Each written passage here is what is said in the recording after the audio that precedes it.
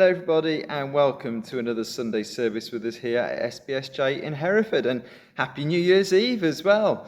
I wonder how many of you have already taken down your Christmas decorations. Well, despite the fact that the card shops have all now turned to Valentine's Day cards, in the church calendar at least, it is still officially the Christmas period. Today is the first Sunday of Christmas, and we have still got our decorations up here at St. James Church. And actually, that's what I want to talk to you about just for a few minutes this morning, or whenever you are watching this. Because actually, it's really important not to rush on too quickly from Christmas because of the message that it brings to us. In our Christmas Day service, we heard a reading from the beginning of the Gospel according to John, and it included these words. It said, "In him was life, and that life was the light of all mankind. The light shines in the darkness, and the darkness has not overcome it." And John goes on to tell us that all who receive that light, which means all who believe and trust in the name of Jesus, can become children of God. This morning then, I want to highlight what this means for us as we prepare to head into a new year. And I'm going to risk quoting the Michael Jackson song, "You Are Not Alone." Now, it's a bit unusual for the Christmas period, but 2023 has been a bit of an unusual year. So I want to take us back to 1 Kings chapter 19 in the Old Testament. We find the prophet Elijah there. He's afraid and he's running for his life. He heads deep into the wilderness where nobody can find him, and he cries out that he'd have been better off dead than alive. Now, I don't know what your 2023 was like, but maybe you can sympathize with some of those feelings that Elijah had. He finds himself in a cave where he spends the night. And we're told that the word of the Lord comes to Elijah and says to him, "What are you doing here, Elijah?" We're then told that the Lord speaks to Elijah not in the wind or the earthquake or the fire, but in a gentle whisper. And again asks him, "What are you doing here, Elijah?" Well, Elijah bemoans the fact that he's the only one left that's faithful to God because of all that he has seen with his eyes. But the Lord, he sees better than Elijah can. And he tells him that there are 7,000 who have not turned away. So go back, do what I told you. When we find ourselves in a dark place, it can be really easy to feel like we are alone, like nobody understands, no one else gets us. So we can isolate ourselves, cut ourselves off from those who love us, shut ourselves off from the world. But we are not alone. That's one of the greatest lies that we can ever believe. I remember when I was a pioneer minister back in West Brom, and at times on a Sunday morning there were just 4 of us meeting. And I remember the archdeacon, the kind of person that looks after vicars, asking me if I was finding that hard. And I said to him that actually, no, I'm not. In fact, for the first time, it really helped me to understand what it means when we say we are part of one worldwide church. For the first time, I understood that when I pray, when I worship, I'm joining with the whole church around the world, of which there are millions and millions and millions and millions and millions and millions of Christians. We are not alone. That is why God gave us the church, to be this mutually supportive, encouraging community that loves each other. One of the highlights for me of 2023 was to get to go and visit a church in Dallas, to spend a week with them, to meet other church leaders from all over America. And it was incredible, the fellowship that I was able to have with them. It felt as if I'd known them for years. As a church, we support a community out in Rwanda, and some of people from our church went out to Rwanda this year as well. And again, it's as if they were brothers. The worldwide church. We are never alone. We are part of something here at St. James much greater than just what we see in Hereford. And it's a wonderful privilege to have that. And the church, it's called, as I say, to be this supportive, encouraging community that loves each other. Even when we disagree, we're still called to carry each other in prayer, wanting the best for each other. So in 2024, one of the things as the vicar here at SPSJ I want to encourage us to do is that to not give up meeting together as the church.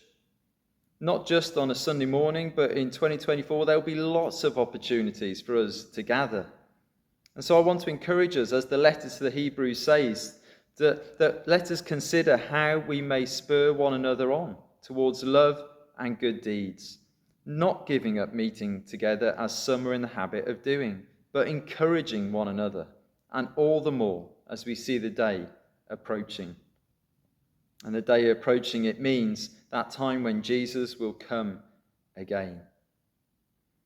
Now, if you live in or around Hereford and you would say, actually, you're not really part of our church community at SPSJ, then I really would want to encourage you to come down sometime. We would love to meet you.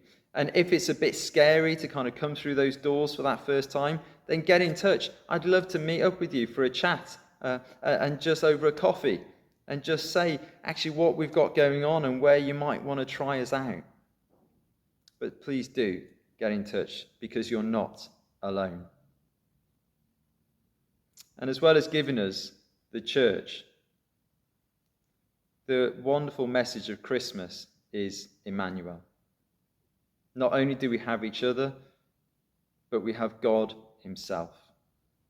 The Word became flesh, we're told. It took on human form that we might behold him, we might be able to see him, that we can have a relationship with him through Jesus, so that we can never, ever, ever be alone again because of Emmanuel, God with us.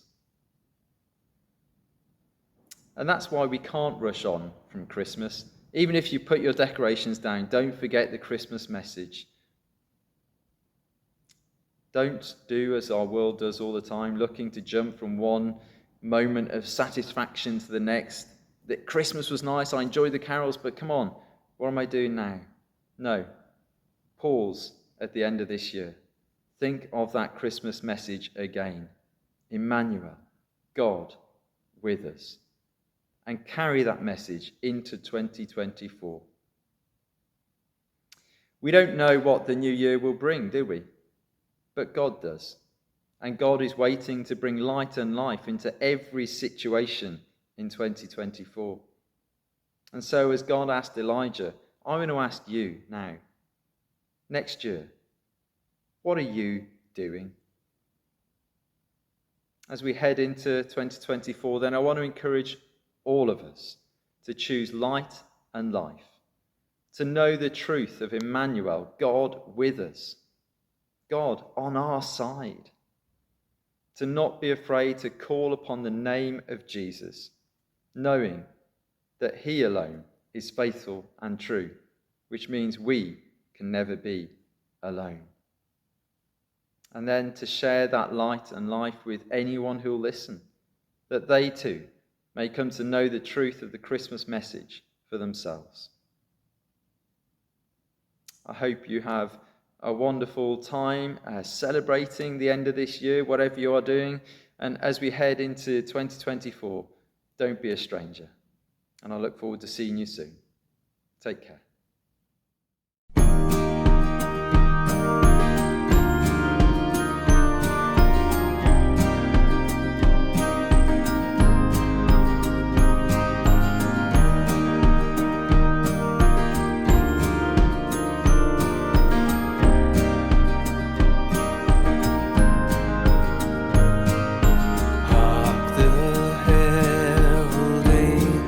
Sing glory to the newborn King, peace on earth and mercy mild, God and sinners reconciled, joy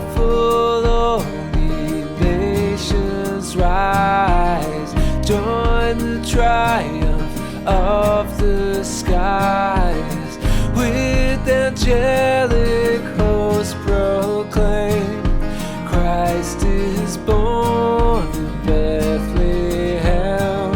Hark the herald angels sing, glory to the newborn King.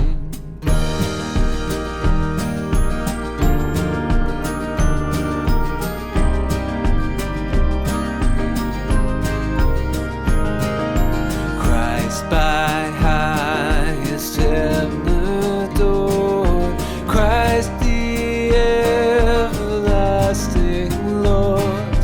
Late in time, behold him come, offspring of a virgin's womb.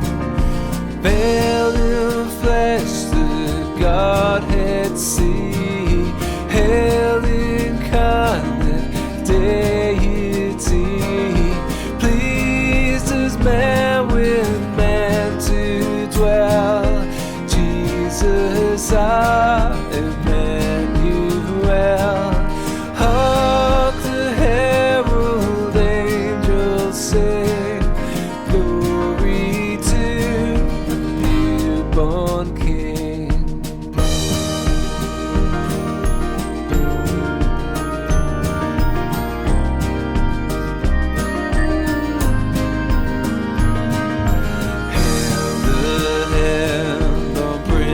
Of peace, hail the Son of righteousness, light and life to all he brings, risen with healing in his wings.